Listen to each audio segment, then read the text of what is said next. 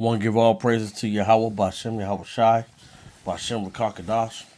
Double honor to the elders and apostles and the bishops of Great Millstone who labor night and day, making sure that the men are well fed and equipped to go out on the highways and hedges, make lessons. Peace and salutation to all the men that's in GMS, Great Millstone, who are out there on the highways and hedges, laboring, preparing their videos, making their videos, preparing their lessons. Peace and salutation to the Aqua who are listening in silence, doing as the scriptures command them to do, to be quiet. Peace and salutations to all the remnant that may look like these other nations, but they are in fact of the 144,000 hopeful elect bloodline of the Israelites. And peace and salutations to all those that are prophets and all those that are teachers and all those that are believers and supporters of this 144% truth. May this lesson be edifying. Shalom. Horse carriers is gone. Spirit, believe it or not, started flying in 1983. It was called Charter Air at the time. And in 1992, it changed its name to Spirit. So we've been in the air since 1983. What is that? 43 years. And unfortunately, that's over. Now here's what really happened. We all know that Spirit built his whole business on being the cheapest option in the sky. Charge you for everything else. Bags, seats, even damn near breathing. That model only works when costs stay low. But in this economy, we know that everything went up. And let's start out with fuel prices. Fuel prices are up. Operation costs is up. Competition is way worse. You got airlines like Delta and United offering cheaper economy options. They were bleeding money. Now think about this. They just canceled Spirit overnight. You got people that had tickets to go places. You got people that was ready to come back from places that they went via Spirit. So what's going to happen? Are they going to get reimbursed? Will Spirit be issuing refunds? Because Spirit ain't even a company no more. It's over. And we already know the reason it's all over. It's all over because of the economy. This ain't the only thing that's going to be closing. It's going to be a lot of shit to follow behind Spirit. Mark my words. I'm out. Spirit. So, for all those that just love to say it's going to get better, and it's going to get better, it's not going to get better. I'm back on this. I don't know if it's working. I mean, this thing got a mind of its own. But I see why everybody likes this format. I like the format. And it's good for looking up stuff. And I got the Apocrypha. But anyway, we're going to stay on topic. This is Isaiah chapter 19, verse 15. Neither shall there be any work for Egypt, which the head or tail, branch, or rush may do. And as you see, it's going to be no work for Egypt.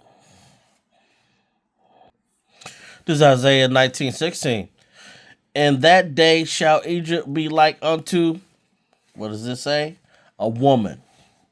And it shall be afraid and fear because of the shaking of the hands of the Lord Yahweh of hosts, which he shaketh over it. So,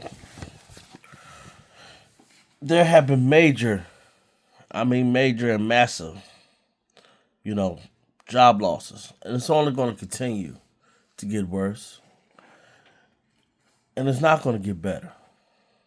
It's not. You can see right here. The global consulting industry is undergoing a massive shift, and now one of the biggest names in the business has made an unexpected move. According to reports, a big four firm, KPMG, has announced layoffs. The company, which employs over 275,000 people globally with over 60,000 workers, Look how many employees is that? Fired 400 consultants from its U.S. advisory division. The move impacts about 4% of its advisory workforce in the country. According to reports, the job cuts have primarily hit teams working in regulatory risk, customer operations, and financial services, areas where demand has been weakening in recent months. And aggrieved employees took to social media platforms like Reddit to share how they were notified about the company's decision via a virtual meeting. The move comes even as the firm reportedly continues to hire across key areas like AI and cybersecurity. So what led to the sudden layoffs? According to reports, part of the job cuts were attributed to performance issues. However, the job cuts may be largely due to fewer employees exiting the organization than expected. And of course, AI-focused restructuring may also have a role to play. The company has been pushing for increased AI use. Earlier this year, KPMG launched what it called the AI Spark Innovation Awards in its advisory division, handing out WiseTech just cut 2,000 coding jobs. But why? Why would they do this? Because artificial intelligence, AI, fundamentally changes the way that software is written.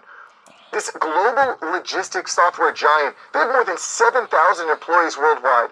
They just cut 29% of their staff because they are doubling, quadrupling, tripling down on artificial intelligence. Guys, AI fundamentally changes the way that code and software is written.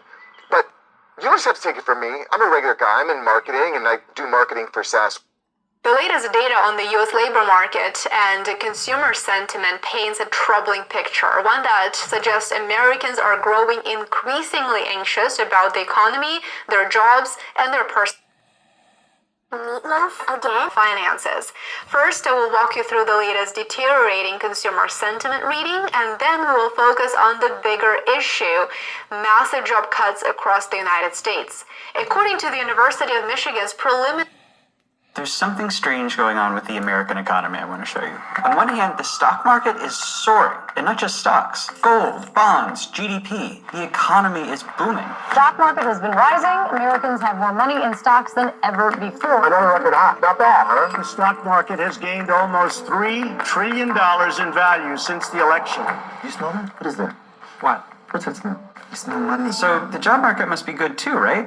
That's how that works, right? And hiring has slowed. Cut tens of thousands of jobs. Job market. Nobody can find a job. This is a thing called the hiring rate. It's basically how many people as a share of the total workforce get.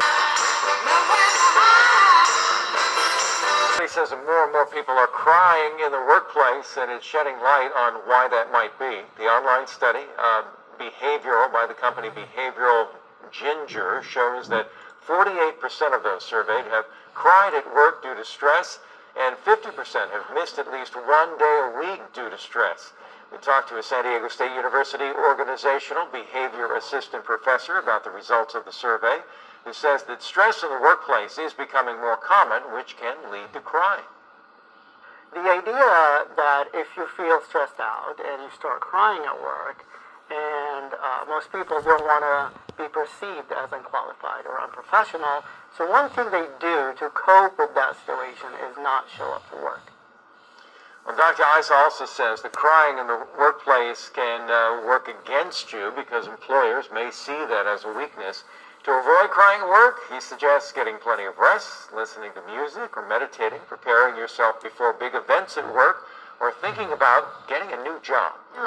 People, today we are talking about answering the question, is it unprofessional to cry at work? Is crying at work unprofessional?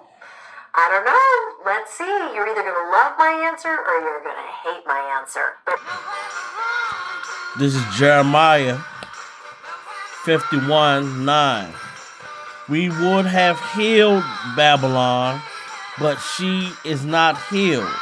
Forsake her, and let us go everyone into his own country, for her judgment reacheth unto heaven, and is lifted up even to the skies.